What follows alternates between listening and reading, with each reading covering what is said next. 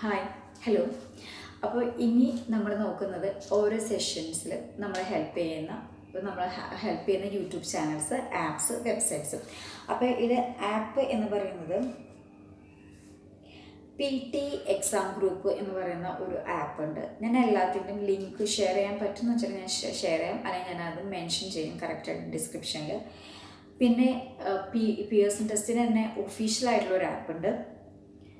പിന്നെ PTE expert എന്ന് പറഞ്ഞിട്ട് ഒരു ആപ്പ് ഉണ്ട്. അപ്പോൾ ഇത്രയുമാണ് ആപ്സ് ഞാൻ യൂസ് ചെയ്തിരുന്നത്. അതിൽ PTE എക്സാം ഗ്രൂപ്പിൻ്റെ ആപ്പ് വളരെ നല്ല ആപ്പാണ്. ഓരോ സെഷനിലും ഒരുപാട് ക്വസ്റ്റ്യൻസ് ഉണ്ട്. നമുക്ക് PTE എക്സാമിന് നമ്മൾ എക്സാം ഹോളിൽ നമ്മൾ എങ്ങനെയാണോ ചെയ്യുന്നത് അതേപോലെ നമുക്ക് ഇതിനകത്ത് ചെയ്യാനായിട്ട് പറ്റും. ഈ PTE എക്സാം ഗ്രൂപ്പിന് തന്നെ വെബ്സൈറ്റ് ഉണ്ട്. അതിനകത്ത് നമുക്ക് mock test, unlimited mock test ചെയ്യാൻ നമ്മൾ ഒരു പൈസയും കൊടുക്കണ്ട. നമ്മൾ ഡൊണേറ്റ് ചെയ്യാനായിട്ട് ഞാനൊരു 100 രൂപ ഡൊണേറ്റ് ചെയ്തിരുന്നു. കാരണം നമുക്ക് അത്രയും നല്ലൊരു സർവീസാണ് അവർ നമുക്ക് തരുന്നത്. അപ്പോൾ നമ്മൾ ഒരു 100 രൂപ കൊടുത്താൽ പ്രശ്നമില്ല. അതുകൊണ്ട് ഞാൻ 100 രൂപ കൊടുത്തിരുന്നു. പിന്നെ PTE എക്സാം ഗ്രൂപ്പ്, പിന്നെ 79th എന്ന് പറഞ്ഞിട്ട് PTE എക്സ്പേർട്ടിൻ്റെ ഒരു വെബ്സൈറ്റ് ഉണ്ട്. നമുക്ക് ഒരു പ്രാവശ്യം അത് നമുക്ക് ഫ്രീ ആയിട്ട് മോക്ക് ടെസ്റ്റ് ചെയ്യാം.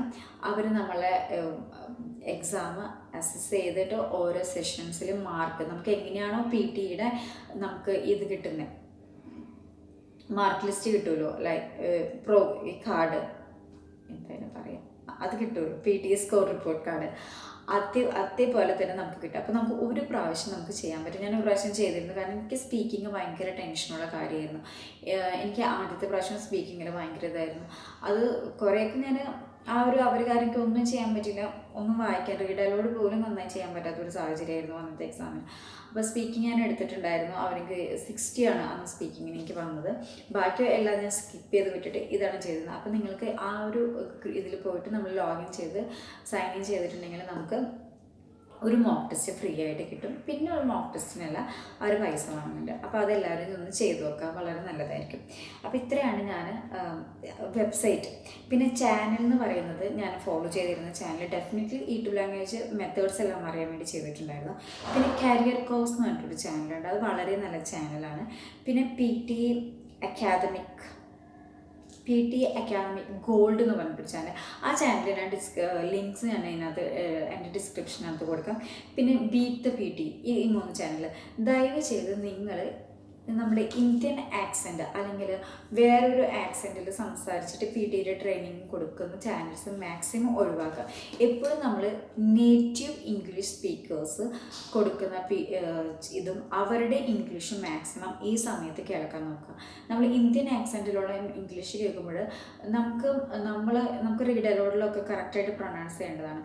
അപ്പോൾ എന്താ പറ്റുകയെന്ന് വെച്ചാൽ നമുക്ക് ആ കറക്റ്റ് പ്രൊനൗൺസിയേഷൻ കിട്ടില്ല. അപ്പോൾ എപ്പോഴും നേറ്റീവ് സ്പീക്കേഴ്സിൻ്റെ ഇംഗ്ലീഷ് ഈ ഒരു ടൈമിൽ അത് മാത്രം കേൾക്കാനായിട്ട് ശ്രദ്ധിക്കാം.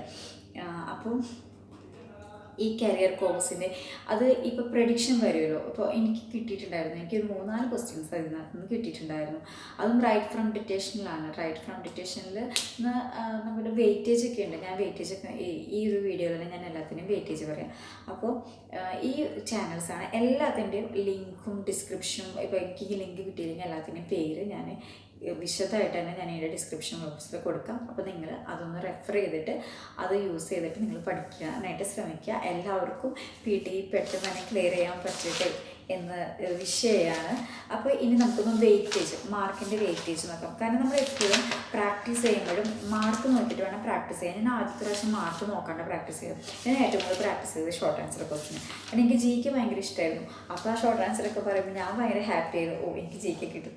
പക്ഷേ ഒരു ഇമ്പോർട്ടൻസും ഇല്ല അതിനകത്ത്. അപ്പോൾ ഫസ്റ്റ് ഞാൻ പറയുന്നത് സ്പീക്കിംഗ് സെക്ഷനിൽ നമുക്കറിയാം 5 എണ്ണമാണുള്ളത്. റീഡ് അലൗഡ്, അതായത് നമുക്കൊരു പാസേജ് തരും, നമ്മളത് നന്നായിട്ട് നേറ്റീവ് സ്പീക്കേഴ്സിനെ പോലെ റീഡ് ചെയ്യണം. അതിൻ്റെയുള്ള മെത്തേഡ്സൊക്കെ E2 ലാംഗ്വേജിൽ പറയുന്നുണ്ട്. നമ്മളായിട്ട് വേർഡ്സ് ഒന്നും ആഡ് ചെയ്യാൻ പാടില്ല, ഒന്നും കുറയ്ക്കാൻ പാടില്ല. ഒരു വേർഡ് തെറ്റിപ്പോയാൽ പിന്നെ അത് തിരുത്താനൊന്നും നിൽക്കണ്ട, നമ്മൾ സ്മൂത്തായിട്ട് ഇങ്ങനെ വായിച്ചുകൊണ്ടിരിക്കണം. അപ്പോൾ എല്ലാവരും ഡെയിലി ഒരു 20-25 റീഡ് അലൗഡൊക്കെ വായിച്ചാൽ നന്നായിട്ട് തന്നെ നമുക്ക് വായിക്കാനായിട്ട് പറ്റും. ഞാൻ പറയാം ഓരോന്നിൻ്റെയും വേറൊരു വീഡിയോ ആയിട്ട് ഞാൻ ചെയ്യാം. റീഡ് അലൗഡ്, റിപ്പീറ്റ് സെൻറ്റൻസും റീഡ് അലൗഡിൻ്റെ മാർക്ക് എന്ന് പറയുന്നത് സ്പീക്കിങ്ങിൽ 22.2 ആണ് റീഡ് അലൗഡിൻ്റെ മാർക്ക്. അതുപോലെ റീഡിങ്ങിൽ നമ്മൾ ഇപ്പോൾ സെഷൻ്റെ പേര് സ്പീക്കിംഗ് എന്നാണെങ്കിലും നമ്മുടെ ഈ മാർക്ക് പല പല ഇതിലേക്ക് പോകുന്നുണ്ട്. Speaking, reading, learning, listening and writing, ഇതിലേക്കൊക്കെ ഇത് ഡിവൈഡ് ചെയ്ത് പോകുന്നുണ്ട്. അപ്പോൾ റീഡ് അലൗഡിൽ 22.2 മാർക്സ് സ്പീക്കിങ്ങിലേക്കും 22.1 മാർക്സ് റീഡിങ്ങിലേക്കും പോകുന്നുണ്ട്. റിപ്പീറ്റ് സെൻറ്റൻസ് എന്ന് പറയുമ്പോൾ അവിടെ നമ്മൾ ലിസൺ ചെയ്യുന്നുണ്ട്, നമ്മൾ സ്പീക്ക് ചെയ്യുന്നുണ്ട്. സ്പീക്കിങ്ങിലേക്ക് 32.1 ആണ് പോകുന്നത്, ലിസണിങ്ങിലേക്ക് 19.7 മാർക്സ് പോകുന്നുണ്ട്. ഡിസ്ക്രൈബ് ഇമേജിൽ സ്പീക്കിങ്ങിലേക്ക് മാത്രമാണ് മാർക്ക് ഇത് ചെയ്യുന്നത്, 22.2 മാർക്സ് ആണ്. റീഡ് ലെക്ചർ എന്ന് പറയുമ്പോൾ നമ്മൾ ലിസൺ ചെയ്ത് സ്പീക്ക് ചെയ്യാണ്. സോ സ്പീക്കിങ്ങിലേക്ക് 11.1ഉം ലിസണിങ്ങിലേക്ക് 9.9ഉം. ആൻസർ ഷോർട്ട് ക്വസ്റ്റ്യൻസിൽ സ്പീക്കിങ്ങിലേക്ക് അതിൻ്റെ ഡിസ്ട്രിബ്യൂഷൻ വളരെ കുറവാണ്, 2.4 ഉള്ളൂ. ലിസണിങ്ങിലേക്ക് 6.6 മാർക്സ് ഉണ്ട്. അടുത്ത സെഷൻ എന്ന് പറയുന്നത് റൈറ്റിംഗ് ആണ്. അപ്പോൾ റീഡിങ്ങും റൈറ്റിംഗും എന്ന് പറയുന്നത് ഓരോ ക്വസ്റ്റ്യനും ഒരു പർട്ടിക്കുലർ ടൈമുണ്ട്. ആ പർട്ടിക്കുലർ ടൈമിൽ കഴിഞ്ഞാൽ ഓട്ടോമാറ്റിക്കലി ടൈം ഔട്ട് ആവും. നമ്മളിപ്പോൾ ഒരു ക്വസ്റ്റ്യൻ മുൻപ് കഴിഞ്ഞെന്ന് വെച്ചിട്ട് ഒരിക്കലും ആ ടൈം നമുക്ക് നെക്സ്റ്റ് ക്വസ്റ്റ്യനിൽ നമുക്ക് ആഡ് ചെയ്ത് കിട്ടുമൊന്നുമില്ല, ഓരോന്നിനുള്ള ടൈം തന്നെ നമുക്ക് കിട്ടുള്ളൂ. റൈറ്റിങ്ങിനകത്ത് വരുന്ന രണ്ടെണ്ണമാണ് സമ്മറൈസ് ചെയ്യുക, അതായത് ഒരു പാസേജ് തന്നിട്ടുണ്ടാവും, നമ്മൾ അതിനെ സമ്മറൈസ് ചെയ്യണം. പിന്നെ എസ്സേ. അപ്പോൾ ഇതിൻ്റെ ഒരു മാർക്ക് ഡിസ്ട്രിബ്യൂഷൻ എന്ന് പറയുന്നത് സമ്മറൈസിന് വരുന്നത് റീഡിങ്ങിലേക്ക് 10.3 പോകുന്നുണ്ട്, റൈറ്റിങ്ങിലേക്ക് 10.4 പോകുന്നുണ്ട്. എസ്സേയിൽ 11.2 ആണ് എസ്സേയിലേക്ക് മൊത്തത്തിൽ നമുക്ക് കിട്ടുന്ന മാർക്ക്. റൈറ്റിങ്ങിന് ആക്ച്വലി ഏറ്റവും കൂടുതൽ മാർക്ക് വരുന്നത് ലിസണിങ്ങിൽ നിന്നാണ്. അപ്പോൾ ഇതാണ് റൈറ്റിംഗ് സെഷൻ, ഇതാണ് ഇതിൻ്റെ മാർക്ക് ഡിസ്ട്രിബ്യൂഷൻ. ഞാൻ എല്ലാത്തിനും മാർക്ക് ഡിസ്ട്രിബ്യൂഷൻ ലാസ്റ്റ് ഞാനൊരു ടേബിൾ ആക്കിയിട്ട് ഞാൻ ഈ വീഡിയോൻ്റെ ലാസ്റ്റ് ഞാൻ ഇടുന്നതായിരിക്കും. ഇനി അടുത്ത സെഷൻ റീഡിംഗ് ആണ്. റീഡിങ്ങിനകത്ത് 5 ടൈപ്പ് ക്വസ്റ്റ്യൻസ് ആണ് ഉള്ളത്. അതിൽ 2 ക്വസ്റ്റ്യനാണ് ഏറ്റവും ഇമ്പോർട്ടൻ്റ് ആയിട്ടുള്ളത്. ക്വസ്റ്റ്യൻസ് ആണുള്ളത്. അതിനകത്ത് ഏറ്റവും ഇമ്പോർട്ടൻ്റ് ആയിട്ടുള്ള ക്വസ്റ്റ്യനാണ് fill in the blanks drop down. നമുക്കൊരു 4 ഓപ്ഷൻ തന്നിട്ടുണ്ടാവും, അതിൽ നിന്ന് നമ്മൾ ഡ്രോപ്പ് ഡൗൺ ചെയ്യുന്ന ക്വസ്റ്റ്യൻ. അതിനകത്ത് നമുക്ക് റീഡിങ്ങിൽ 22.1 മാർക്ക്, അത്രയും മാർക്സ് റീഡിങ്ങിലേക്ക് ഉണ്ട്. റൈറ്റിങ്ങിലേക്ക് 22.3 മാർക്സ് ഈ സെയിം ക്വസ്റ്റ്യൻസിൽ നിന്ന് വരുന്നുണ്ട്. നമുക്ക് 5-6 ക്വസ്റ്റ്യൻസ് കിട്ടും അതിൽ നിന്ന്. പിന്നെ അതിൽ സെക്കൻഡായിട്ട് ഇമ്പോർട്ടൻ്റ് ആയിട്ട് വരുന്നത് fill in the blanks drag ചെയ്തിട്ടുള്ളതാണ്. അതായത് നമുക്ക് ബ്ലാങ്ക്സ് അവിടെ ഉണ്ടാവും, നമ്മൾ ഡ്രാഗ് ചെയ്ത് കൊണ്ടുപോയിട്ട് അവിടെ വയ്ക്കണം. അതിന് നമുക്ക് റീഡിങ്ങിലേക്ക് മാത്രമാണ് മാർക്ക് വരുന്നത്, 14.8 ആണ് വരുന്നത്. പിന്നെ റീഓർഡർ പാരഗ്രാഫ് അതിന് 5.8 സ്കോറുള്ളൂ. പിന്നെ multiple choice, multiple answer, multiple choice, single answer. അതിൽ മൾട്ടിപ്പിൾ ചോയ്സ്, മൾട്ടിപ്പിൾ ആൻസറിന് ആകെ കൂടെ റീഡിങ്ങിലേക്ക് 3 മാർക്ക്, വേറെ ഒന്നിലേക്ക് അതിൽ നിന്ന് മാർക്ക് പോകുന്നില്ല. മൾട്ടിപ്പിൾ ചോയ്സ്, സിംഗിൾ ആൻസറിൽ നമുക്ക് 1.5 മാർക്സേ ഉള്ളൂ. അപ്പോൾ നമ്മൾ എക്സാമിന് പ്രിപ്പയർ ചെയ്യുമ്പോൾ അതിനനുസരിച്ച് വെയിറ്റേജ് കൊടുത്തിട്ട് പ്രിപ്പയർ ചെയ്യാനായിട്ട് ശ്രമിക്കുക. അതുപോലെ എക്സാം ഹാളിൽ ചെല്ലുമ്പോൾ ഈ ഡ്രോപ്പ് ഡൗൺ ആയിരിക്കും നമ്മുടെ ഫസ്റ്റ് ക്വസ്റ്റ്യൻ എന്ന് വരുന്നത്. ഫിൽ ഇൻ ദ ബ്ലാങ്ക്സ് ഈ മൾട്ടിപ്പിൾ ചോയ്സും മൾട്ടിപ്പിൾ ആൻസറും റീഓർഡർ പാരഗ്രാഫും കഴിഞ്ഞിട്ടാണ് ഫിൽ ഇൻ ദ ബ്ലാങ്ക്സ് വരുന്നത്. അപ്പോൾ നമ്മൾ ഇതിനകത്ത് അധികം ടൈം സ്പെൻഡ് ചെയ്യാതെ റീഓർഡർ പാരഗ്രാഫിനകത്ത് കുറച്ച് ടൈം സ്പെൻഡ് ചെയ്തിട്ട് നമ്മൾ ചെയ്യാം. മൾട്ടിപ്പിൾ ചോയ്സ് മൾട്ടിപ്പിൾ ആൻസറിന് നെഗറ്റീവ് മാർക്കും ഉണ്ട്, ഒരെണ്ണം തെറ്റിയാൽ നമ്മുടെ മാർക്ക് അതിനകത്തുനിന്ന് പോകും. അപ്പോൾ അതാണ് റീഡിങ്. ഇനി വരുന്നത് ലിസണിങ് ആണ്. ലിസണിങ്ങിനകത്ത് ശരിക്കും 8 സെഷനുണ്ട്. അതിൽ ഫസ്റ്റ് വൺ സമ്മറൈസ്. അപ്പോൾ ഈ റീഡിങ്ങിനകത്ത് ടോട്ടലായിട്ട് നമുക്കൊരു 32 മിനിറ്റ്സ് ആണ് കിട്ടുന്നത്. അപ്പോൾ അതെന്ന് പറഞ്ഞിട്ടുണ്ടെങ്കിൽ നമ്മൾ നെക്സ്റ്റ് അടിച്ച് പോകണം. അപ്പോൾ ആ ഇതൊക്കെ നമുക്ക് ഇതിനകത്ത് പിന്നെ വരുന്ന നെക്സ്റ്റ് ക്വസ്റ്റ്യൻസ് കിട്ടും. അപ്പോൾ ഫസ്റ്റ് എന്ന് പറയുന്ന ക്വസ്റ്റ്യൻ തന്നെ നമുക്ക് ഇമ്പോർട്ടൻ്റ് ആയിട്ടുള്ള ഇതാണ്. അതുകൊണ്ട് അവിടെ മാക്സിമം ടൈം സ്പെൻഡ് ചെയ്ത് ആലോചിച്ച് നന്നായിട്ട് ചെയ്യുക. കാരണം അത് നമ്മൾ ഒരു എല്ലാം കറക്റ്റ് ആൻസർ കൊടുക്കാൻ പറ്റുവാണെങ്കിൽ നമുക്ക് അത്രയും സ്കോറ് നമുക്ക് റീഡിങ്ങിലും റൈറ്റിങ്ങിലും വരുന്നുണ്ട്. പിന്നെ നമ്മൾ ഇമ്പോർട്ടൻസ് കൊടുക്കേണ്ടത് fill in the blanks drag ചെയ്തിട്ട് വരുന്നതിനാണ്. ലിസണിങ്ങിനകത്ത് 8 സെഷനാണുള്ളത്. അതിനകത്ത് ഒന്ന് സമ്മറൈസ് സ്പോക്കൺ ടെസ്റ്റ്. അതിനകത്ത് 10 മിനിറ്റ് ഓരോ ക്വസ്റ്റ്യനും ഉണ്ട്. നമുക്കത് 2-3 ക്വസ്റ്റ്യൻസ് കിട്ടുന്നുണ്ട്. അപ്പോൾ അത് നമ്മൾ മാക്സിമം ടൈം തന്നെ യൂസ് ചെയ്തിട്ട് അത് ചെയ്യാനായിട്ട് ശ്രമിക്കാം. മൾട്ടിപ്പിൾ ചോയ്സ് മൾട്ടിപ്പിൾ ആൻസർ ആകെ കൂടെ 2.6 ഉള്ളൂ. സമ്മറൈസ് സ്പോക്കൺ ടെസ്റ്റിന് നമുക്ക് ലിസണിങ്ങിലേക്കും റൈറ്റിങ്ങിലേക്കും മാർക്ക് പോകുന്നുണ്ട്. ലിസണിങ്ങിലേക്ക് 13.1ഉം റൈറ്റിങ്ങിലേക്ക് 11.9 മാർക്സാണ് അതിൽ നിന്ന് പോകുന്നത്. മൾട്ടിപ്പിൾ ചോയ്സ് മൾട്ടിപ്പിൾ ആൻസർ ലിസണിങ്ങിലേക്ക് ആകെ കൂടെ 2.6 പോകുന്നുള്ളൂ.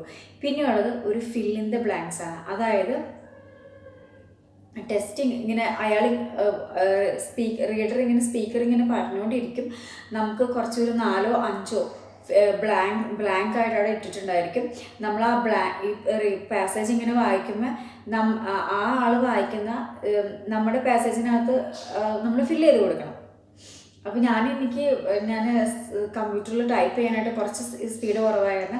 ഞാൻ എപ്പോഴത് ചെയ്യുമ്പോൾ ഞാൻ ബുക്കിനകത്ത് എഴുതി പ്രാക്ടീസ് ചെയ്യാണ് ചെയ്തത്. പിന്നെ അതിനകത്ത് ഇമ്പോർട്ടൻസ് ഉള്ളത് പ്ലൂരലാണ് പറയുന്നതെങ്കിൽ നമ്മൾ പ്ലൂരലാണ് സിംഗുലറായിട്ട് എഴുതിയിട്ടുണ്ട് കാര്യമില്ല, നമ്മുടെ മാർക്ക് പോവും. ടെൻസ് അതിനെല്ലാത്തിനകത്ത് ഇമ്പോർട്ടൻസ് ഉള്ളൊരു സംഭവമാണ്. അപ്പോൾ അത് മാക്സിമം പ്രാക്ടീസ് ചെയ്യണം. നമ്മൾ എഴുതി തന്നെ പ്രാക്ടീസ് ചെയ്യുക. പിന്നെ വിത്തിൻ 20 seconds നമ്മളത് ചെയ്യാനായിട്ട് അങ്ങോട്ട് നോക്കാം.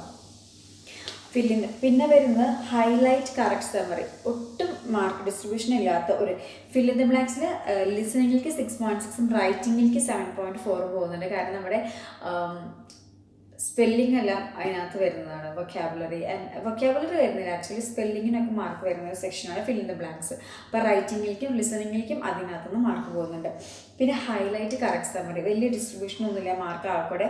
റീഡിങ്ങിലേക്ക് 1.5ഉം പിന്നെ ലിസണിങ്ങിലേക്ക് 1.3 ആണ് അതിൻ്റെ ഒരു ഡിസ്ട്രിബ്യൂഷൻ എന്ന് പറയുന്നത് ഹൈലൈറ്റ് കറക്റ്റ് സമ്മറി. പിന്നെ മൾട്ടിപ്പിൾ ചോയ്സ് സിംഗിൾ ആൻസർ ആകെ കൂടെ 1.3 ഉള്ളൂ. പിന്നെ സെലക്ട് മിസ്സിങ് അതിനും 1.3 അതിൻ്റെ സ്കോർ വരുന്നുള്ളൂ.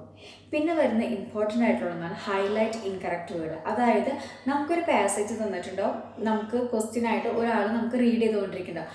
അപ്പോൾ വ്യത്യാസം ഉണ്ടായിരിക്കും.